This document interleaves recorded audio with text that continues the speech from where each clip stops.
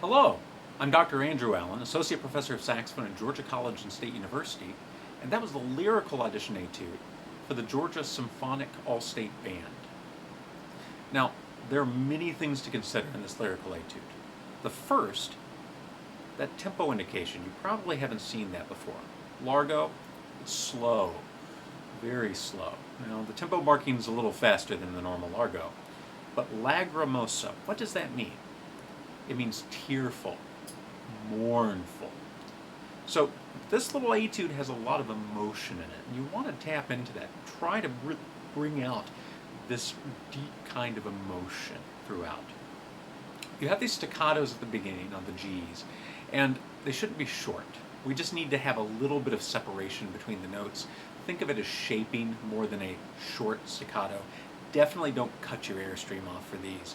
You're going to get something very divorced from the style appropriate to this etude.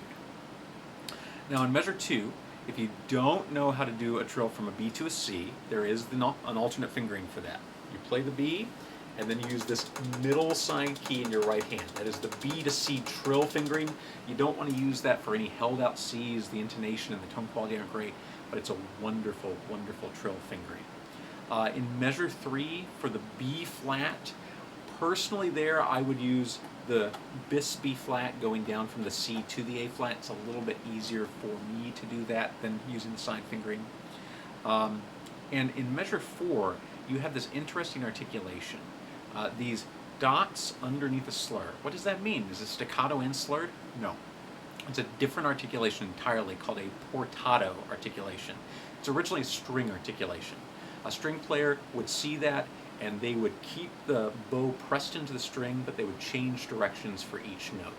So you want this little bit of weight on each one of the pitches without a whole lot of separation.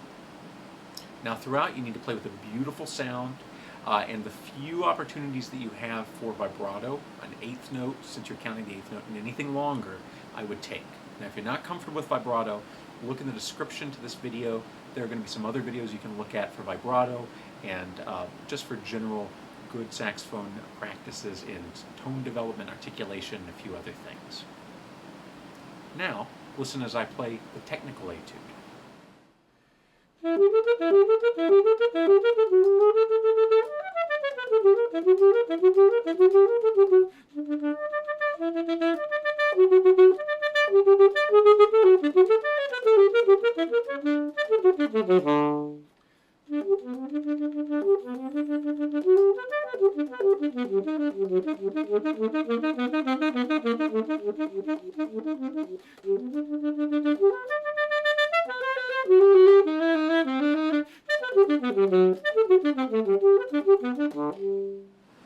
Now on this technical etude, articulation style and facility are going to be very, very important.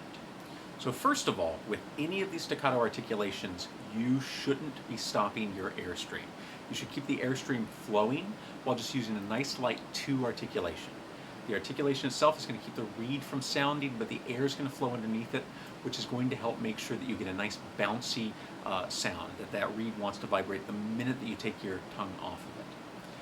I would also recommend practicing just playing the airstream. So without actually making a sound on the saxophone, without really even worrying about the fingering, I would blow so that you can hear it, blow a steady stream of air, and do the articulations you're going to use. So, for example, in the beginning,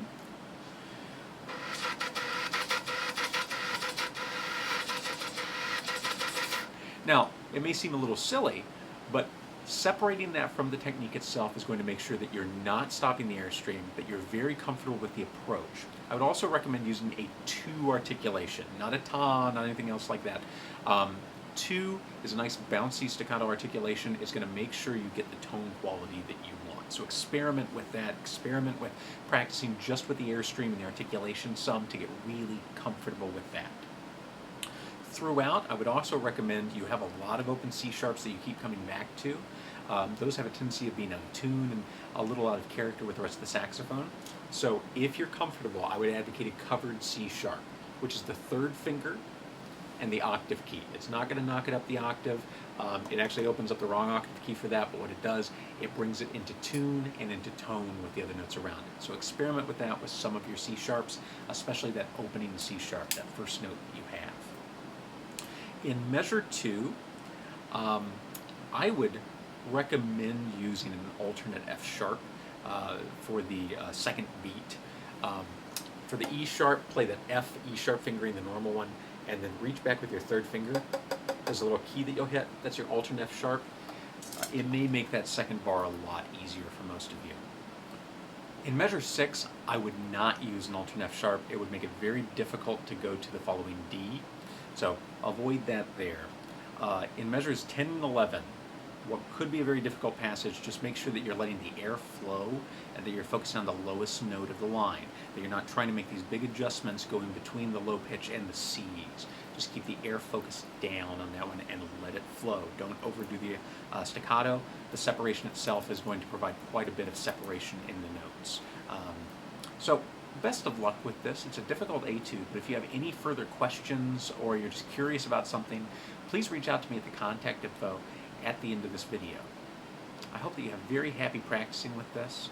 I hope that you achieve all of your goals, and above all else, I hope you advance as a saxophonist and as a musician.